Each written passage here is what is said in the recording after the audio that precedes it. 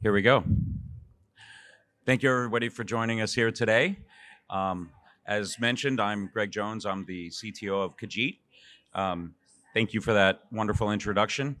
For those of you that don't know Kajeet, as before mentioned, we started off in the education space, primarily K through 12, with the mission to connect students in close the digital divide in education. So there was a slogan way back, and no child left behind. Well, unfortunately, there was about 30 million children left behind who had either no technology or broadband access at their home, and therefore they were falling behind in school. And so that's kind of how the roots of Kajeet started, was getting them secure, content filtered, safe environments for them to have those devices, bring them home, connect, do their homework, etc. So he said Wi-Fi, but it's actually cellular broadband is kind of the solution there. But nonetheless, in the education space, we then expanded from there, looking at other areas where there's disparities. Healthcare, obviously, you have a lot of underprivileged people that are not near, hospitals, bedridden, et cetera, that can't get the same healthcare. Especially in the Medicare and Medicaid space, where you have a lot of older patients or poor patients who don't have the access, and therefore they end up creating 70 or 80% of the overall burden on the taxpayer, simply because they are the most sick. And when you're the most sick and you don't get preventative medicine, obviously it costs the system a lot more. So a diabetic, for instance, may have a situation where they're unmanaged and they don't go to the doctor and they don't live in an area where they have access to care, and therefore without monitoring, they may end up in the hospital with a $50,000 leg amputation, whereas $200 a month to manage all of that with some technology, with some cellular embedded technology, would have prevented that and had better outcomes for the patient. So we saw that as a natural extension from our education, is to move into healthcare and help those that have that disparate need. We then moved on into transportation, field services, first responder, and many others. And recently, earlier this year, we ventured into the creation and management of wireless private networks. So that really kind of starting off in the areas of higher education, hospital systems, smart cities, et cetera. So we've continued to grow and expand over the years. And so today I'm going to talk to you a little bit about how we as a company help manage that complexity of the IoT ecosystem. And in particular, for those of you that aren't aware, our prime goal here is the connectivity, right? So we work with device manufacturers, we work with application providers, we work with the entire gambit of the solutions. However, the piece that we bring to the table is the full management of the connectivity and then putting everything into a single pane of glass. So let's start. Whoops, wrong way. One more. There we go. So, as we talk about the IoT ecosystem, you look around here, you've got device manufacturers, you've got infrastructure folks. There's a lot of AI here. So, storage and, fast processing, and you got network providers here that, whether it's cellular or otherwise, you've got application providers. All of these components come together into a very complex ecosystem in order to serve use cases. And in particular, I'll use some examples within our market or the markets that we serve. You need an easy button. And that's kind of what a lot of our customers call us, is the easy button, because they don't want to have to worry about what devices do I need to procure? Does it have the right antenna? Is it using the right frequency? How do I pair that with this infrastructure and do the analytics on it? How do I make sure that my network is secure? How do I integrate these various applications? And so they want a single pane of glass. They want to be able to go to one place, give me a price for the device, give me a price for connectivity, and just do it all, right? And so we call that our Kajeet Concierge service. But a lot of our clients see that as being incredibly useful because they don't know anything about IoT. If you are a fleet transport company, you're not an IoT company. If you are a hospital system, you're not an IoT company. If you are a school, obviously you're not an IoT company. And so to be able to help them through that journey and give them all of the components that I'm going to talk to in future slides is why we are called an IoT managed services provider. So before I jump into this, I just thought I would take a moment and pause and kind of reflect on what's under this roof. It's pretty amazing how fast technology has evolved and continues to evolve, and it's just accelerating every day. And a couple of things that have happened in recent years have really driven a sense of urgency. For instance, the entire pandemic that we have gone and continue to go through really drove an urgency for creating solutions for things that weren't really seen as that big of a problem before, but now we can't imagine living without. One example is, we received calls in March of 2020 from panicked school districts saying, we just sent all of our kids home and we got to go to online class and we don't know how to do this. No, our kids don't have devices to do this. We don't know how to connect them. We don't know how to push the content. Like, what are we going to do here? So, during that time, we connected nearly 500,000 kids in less than 2 months, giving them devices and connectivity and helping them to, distribute and get all of that out there, kitting it and getting the instructions on how to use it and secure it and, provide things like content filtering and policy management, all these things that schools just had no idea. So, that was a kind of a watershed event for connecting students in a different way to their classrooms. And now you're going to see it in universities, where most universities now have online programs. Before, it was kind of a joke to have an online program, but now it's becoming a standard. You look at the cost curve of how are we going to fund all this higher education? Well, a lot of it's going to come through a much lower cost by providing it through either hybrid or fully online. Other things that came out of the pandemic was the need for remote healthcare. Before, the government and private insurance carriers wouldn't reimburse for telehealth. The remote patient monitoring was, no, bring them into the doctor's office. That's the standard of care. Get them in here to see the doctors. Nobody wanted to go to the hospital or go to their doctor during COVID. Instead, it was like, how do we cover this population? And so suddenly systematic changes in reimbursement happened, and suddenly technology comes to the rescue, and hundreds of use cases and millions and millions of patients suddenly said, I don't want to go back to the old system. This is working for me.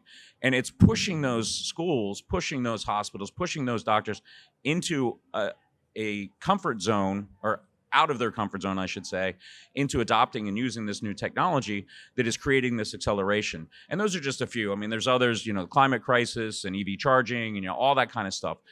But I just wanted to take a moment and say, it's an amazing time to be alive. And these challenges that we face give us all an opportunity to figure out how to make society a better place, how to save lives, how to make it, a better place to live.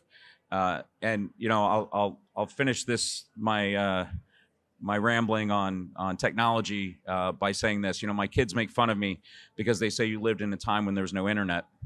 Well, yeah, I did. I had to use a map, to get somewhere. They laugh at me. You had to use a map. Where'd you get your content? And I say to them, laugh now, because it's accelerating so fast that your kids are going to be laughing at you that you had to have this little steering wheel in your car. They're going to be laughing at you. You didn't take your virtual vacation where you could be on any beach anytime you wanted in your little pod. And your grandkids are going to be laughing at them saying, I can't believe you guys had this thing called kidney disease where you couldn't just take your stem cells and print a 3D kidney and have it implanted. Why you got to do this dialysis stuff? It is changing so fast, and technology is at the forefront of that. And it's exciting for me. So let's talk a little about the ecosystem. So I kind of hit this slide a little bit and talking about the applications and the network and the infrastructure and the devices and all the components that you see out there on the floor and bringing it together. Just by way of the enormity of all of those things, having managed IoT service providers like us or other partners that you may use, it's hard to do it on your own. There's too many disparate components, and it's moving too fast to try to do it all on your own. So what are some of the challenges in IoT deployments? Well, I'll start off with some emerging technologies to talk a little bit about security, and then I'll finish up with intelligence and analytics. So emerging technologies, just a couple of data points here. IoT devices, the amount of data that's going to be delivered through IoT devices, 73 zettabytes. I don't even know how many zeros that is, but it's a lot. And during this talk alone, we will have connected another 250,000 IoT devices to the internet in the 20 minutes or so that we're talking here today. So very fast moving. So how do you deal with things? You know, the gentleman was speaking earlier was talking about 5G and some of these other things. Well, for us, you know, we're trying to harness these technologies and trying to help our clients do so. You know, 5G opens up a lot of new use cases. I mean, here you're talking about, you know, speed and bandwidth that allow you to do a lot more video, a lot more, you know, connected devices talking to each other. You know, there's challenges with that though, right? I mean, it's, you still have to have the devices that are 5G enabled. You know, there's spotty coverage. You know, there's some reliability challenges. And so ways to get at that is, you know, through hybrid, right? You might be using different various technologies and also just even provisioning them. So this is a challenge that in the cellular world that a lot of us are trying to get our arms around and make sure we're taking full advantage of that. Edge computing is another one. You throw a rock, you'll hit 3 people out there doing edge computing. Having the compute at the device or close to the device is more important than ever. The speed and latency of making decisions on these devices, especially when it's machine to machine that are taking actions based on information that is happening in real time, is more critical than ever. I mean, the poster child for this is you know, self-driving vehicles, autonomous vehicles. But in many other use cases, this is becoming very prevalent, and people have to get their arms around it, understand it, know how to deploy it. And then I mentioned earlier, private networks is something that we've really embraced in a big way. And you know, people don't know as much about private networks, or private cellular networks, I should say.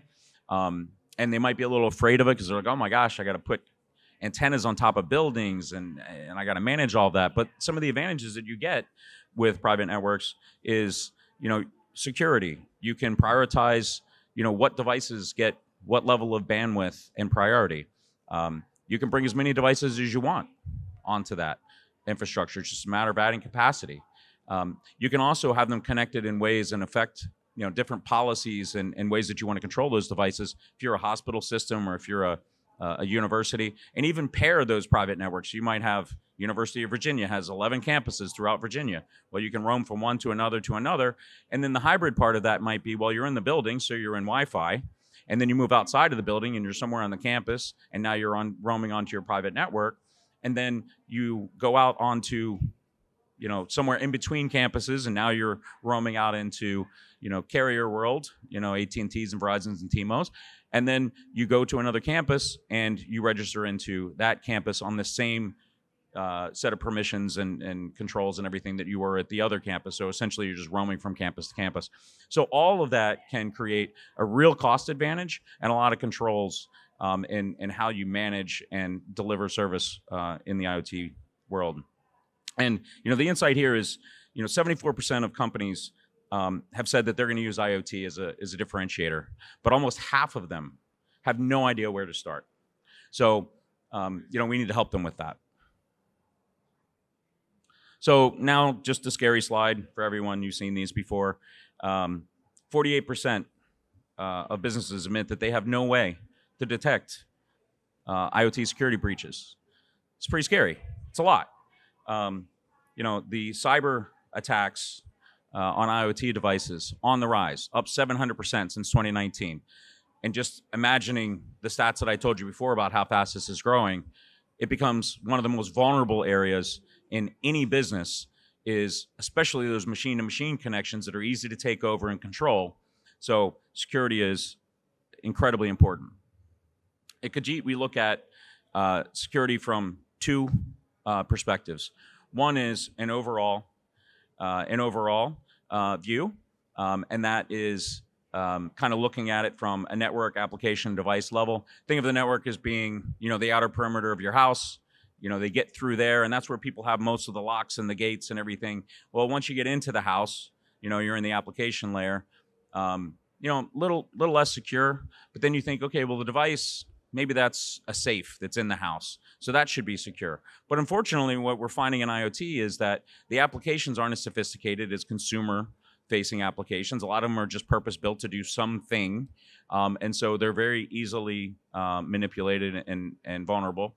And the devices themselves are built so low cost, flexible, open architecture, because you want to be able to use them for everything, that it really leaves them very vulnerable too. So you need an entire approach at looking at that in all the different components. And one of the things that we found that a lot of our customers like is something called non-addressable IPs. So we essentially assign a connection to a particular device. Say it's an EV charging station, where you can't get to it from the internet. You don't even know that the door to that building is available, because you have to go to our network, go through a VPN tunnel, 3 secret handshakes, and then you get to the door that you didn't even know existed, right? So layman's terms, but that's a really great way to secure your IoT devices, is by having non-addressable IPs. And then lastly, intelligence. I can't overstate the importance of having intelligent connections and intelligent devices. This is really where the bread and butter comes into the value proposition for IoT. 86% of businesses saying they're not using it effectively. I'll even raise the stakes on that and say there is revenue and monetization on the data that's happening in these devices that companies are leaving on the table. And we've had conversations with many of our partners out here today saying, what are you doing with the data? Well, nothing. Well, do you know how valuable that data is and what you could be doing with it? So, the old way of dealing with data, for a company that is trying to manage profit or billing or ordering or whatever things that they use to operate, they build that into a data warehouse. They know how to chunk it all out and analyze it and make decisions on it. But in the IoT world, it's very different, because every use case has a very specific set of valuable information. So it's real-time data aggregation, it's creating those valuable insights, but then it's also being able to execute in action. And I'll give you an example. Let's say that you have a device that you have now connected, and suddenly it starts sending a lot of traffic to China. There's an IP address that out of your cohort of 500 of these devices that you have, that suddenly is sending traffic to China. Well, you would want to know that in real time. You'd want an alert, and you might want to suspend that device and say, whoa, what's going on here? So it's not traditional data warehousing and analytics. This is about looking at and building cohorts. What is a